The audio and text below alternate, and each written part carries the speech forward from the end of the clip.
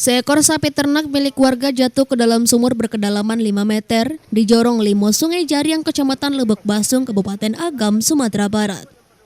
Saat kejadian, sapi sedang digembala oleh anak pemilik sapi, Seprizal, 26 tahun, di sekitar lapangan dekat kebun jagung.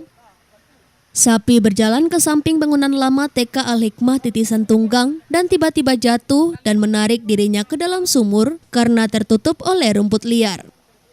Seprizal naik ke atas punggung sapi dan berhasil keluar dari dalam sumur. Tim evakuasi pemadam kebakaran Kabupaten Agam diturunkan ke lokasi untuk membantu proses evakuasi sapi dari dasar sumur. Petugas mengisi air sumur hingga penuh selama setengah jam, sementara sapi yang mengapung ditarik perlahan ke permukaan. Sapi ini digembala oleh yang punya, anaknya sekitar berumur lebih kurang 20 tahun.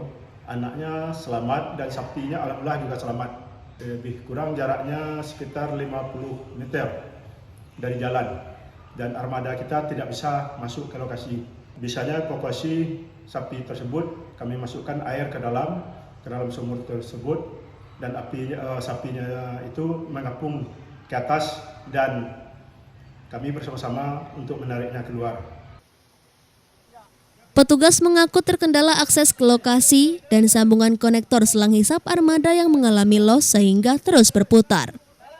Pemilik sumur dibantu warga dan petugas menarik sapi menggunakan perangkat derek.